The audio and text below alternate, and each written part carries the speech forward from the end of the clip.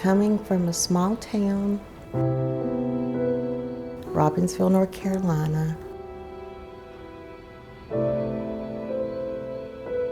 nothing was easy.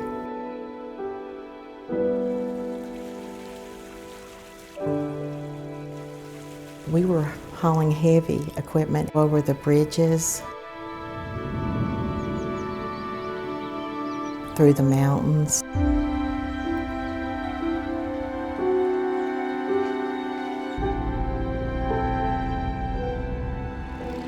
The slogan, "Proven Solution," was lived during those years. And I have to say, my mother loved it.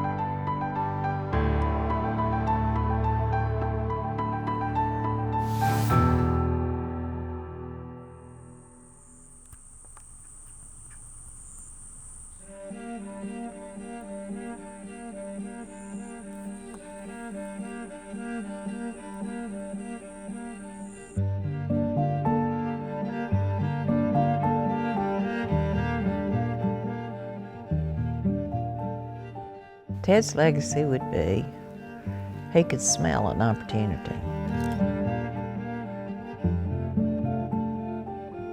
He was quite an inventor. He could make a tractor do what he wanted it to do by putting a homemade attachment on it that was made in his shop.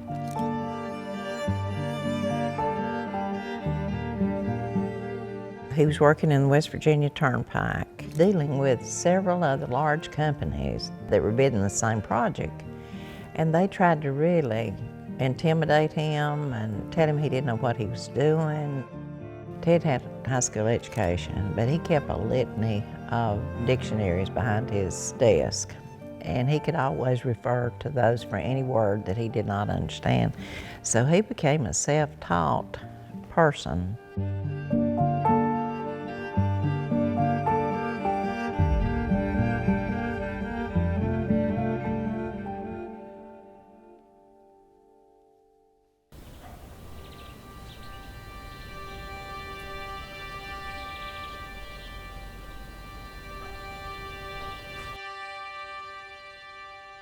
This was just a repeat of many family times. Our family have always enjoyed celebrations.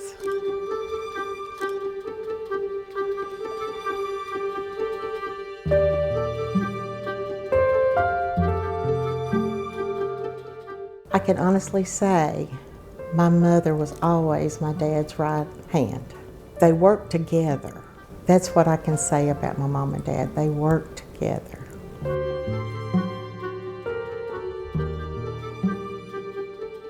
Construction is very risky. It's high risk. Some people just don't have the stomach to do that. My mom does, because that's all she's ever known.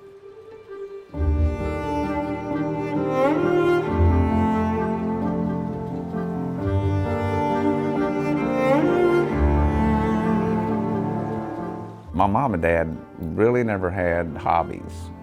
Work was their hobbies, people were their hobbies, projects were their hobbies, and seeing people grow was very rewarding to them. My first job in Phillips and Jordan I was sweeping the shops. I started in the 3rd grade and did that all summer long. Teddy's first job was sweeping, and one day Daddy decided to go down and check on him because that was his summer job, and found him asleep in the rag bin. They had this real high rag bin, fresh washed rags, and he was sound asleep.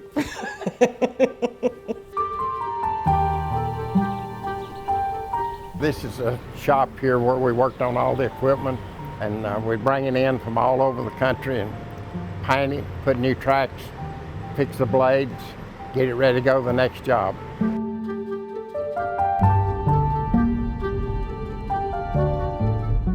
going today, back when we were young, would take you 4 hours to get in there over the most rough terrain that you can even think of.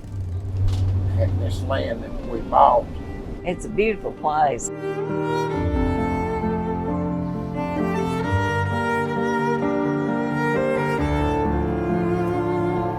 There used to be a big hunting lodge up here. They brought in wild boar, deer, antelope. It's all a piece of history. Ted had a real love for hanging on to things of significance. Do we need it? No, but we enjoy it, yes.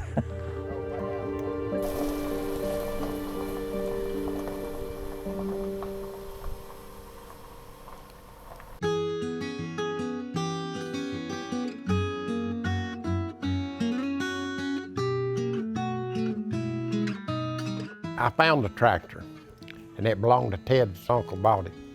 And he would hire Ted to run the tractor, pay him $1 an hour. And when Ted got sick, I brought him up here, and he said, "That's my tractor." He said, "I turned that tractor over." He said, "I hit a stump with it and hooked it." And he said, "It flipped me through the air, and I run away from it and got away from it." And his mind was so sharp about that tractor.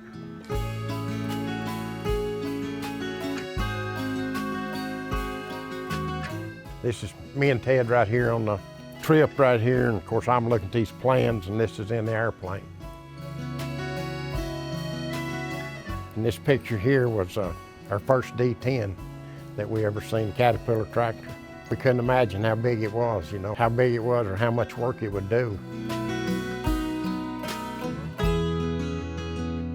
One of the success stories about P&J is the people here in this area. This started with Phillips and Jordan.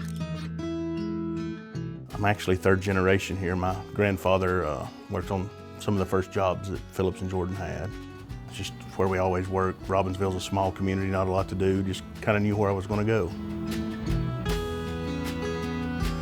This is a project I was project manager on, the I-40 rock slide. Upper Tellico, that's another one of my projects. Ted was a smaller man, but he cast a big shadow. Pro-positive was his thing. He always wanted you to look to the future and be positive about things. Being negative got you nowhere with him. One of Ted's favorite sayings is, "What do you do best?" That was a conversation opener for him. And when he was done talking about something, his favorite saying at the bottom was "good enough." It was definitely a family-owned business and a family atmosphere, and everybody was just family, you know. And I think that's something that Mr. Phillips, he was kind of a pioneer, and that spirit just kind of stayed with everybody, and it was contagious, and we weren't afraid of anything.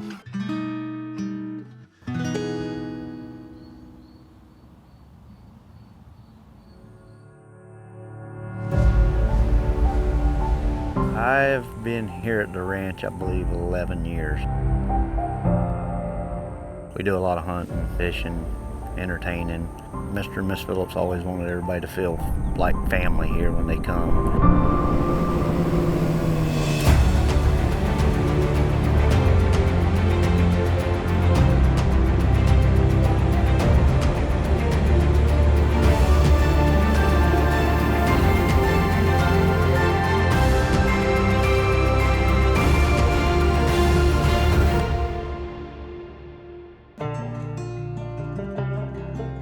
Pasco County was needing a place to go with their reclaimed water, so I was just dumping it in the Gulf. And they talked to the family, and they said this place would be a great place to put one. The water project, Phillips and Jordan constructed it. I believe it was 11 months to construct. It's rejuvenated the wetlands, and now the wetlands are all holding water like it used to before they started pumping drinking water to Pinellas County. It's helped our county, it's helped our state with this water project being put in.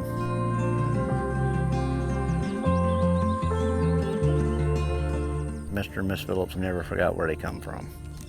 And never once have they thought they were better than anybody else. When they do things, you know, for the community, they do not want any recognition. Where lots of people take and do things for the recognition, they're totally opposite. They don't want that. Ted was comfortable in his own skin. He didn't feel like he had to go in and sell himself. That always made a big impression on me. I mean, you could walk down the hall at P&J and Ted would be talking to an accounts payable clerk. And his tone and his voice and how he approached those people and his mannerism was no different than if he was talking to the CEO of one of his clients. That made a big impression on me early on how you treat people in this industry. You and Ted instilled that in me.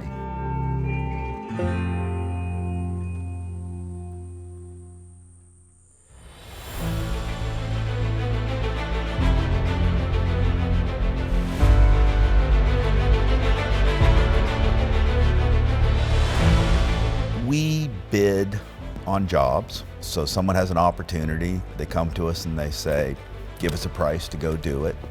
We go look at the work, we identify the risk associated with it, we put a price on it, then we have to go do it. So it's a battle from the moment you start to the moment you're done. I mean, construction's hard.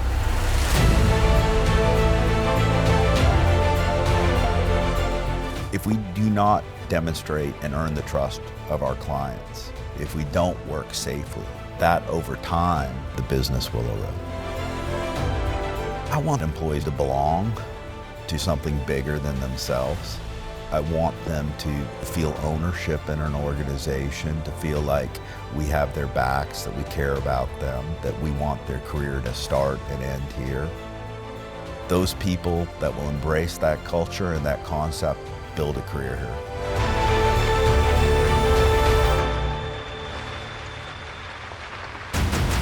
The magnitude of the situation is untenable. Rescue workers first started plying these waters shortly after the winds of Hurricane Katrina died down. Officials are overwhelmed by the scope of this disaster. As we evolved out of that land clearing personality, we naturally evolved into disaster response. Hurricane Katrina was a 25-month effort. Probably the single most biggest project we ever had, period. We went in and opened the roads back up. All the debris from the houses has been flooded. At first we were cleaning the roads up because the people weren't able to come back. And then after the people come back, they started gutting and tearing down houses and all this stuff. It was just solid down each side of the street. You know, we picked that up, hauled it off. Then, at a point, it turned into more of a demolition because the houses are flooded and, you know, we would get a list of addresses every day. This property's got to be torn down. You have to go try and hook the gas. We're moving cars. There was, you know, you can imagine a city that's been devastated like that, and we'd go in and clean it up.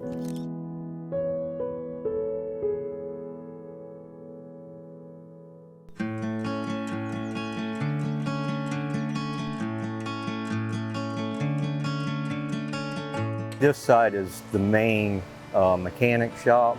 We'll just kind of walk our way Okay.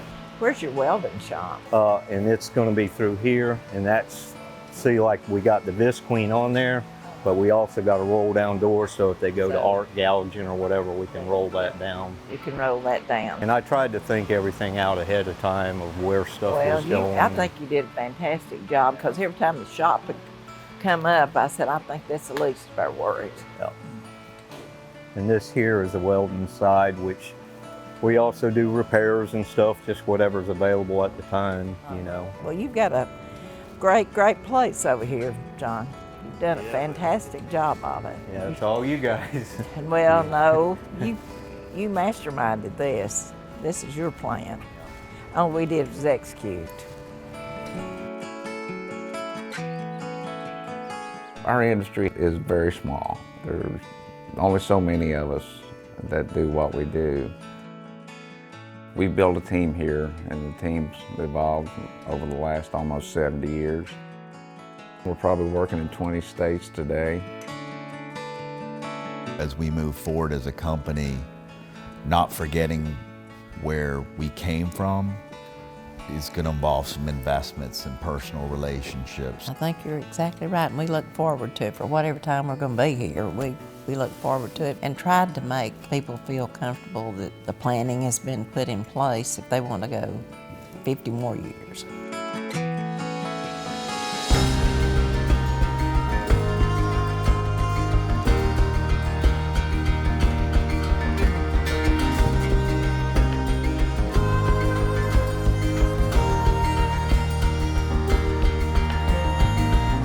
I am just very proud to be a part of our family.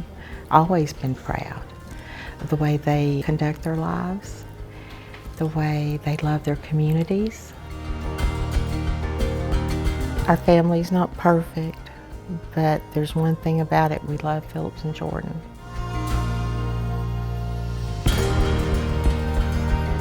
I've spent many, many hours planning for the future of this company. And after I'm gone, I hope it does continue. We do it as a collective with my children, my grandchildren, and they all know what the plan is. I don't want to become this big institution. I want people to have a connection to the organization that's very personal. As a family business with the people first concept, how do you maintain that same culture where the patriarch and matriarch of the business were so important to the organization, and that translated into loyalty, people that really cared about the company? How do you replace Ted and Avis? Daddy always said to me, "Lisa, take the high road. Take the high road." And I didn't really know what that meant, but we all as human beings can get stuck in negative thoughts, negative behavior. You just take the high road. And he did.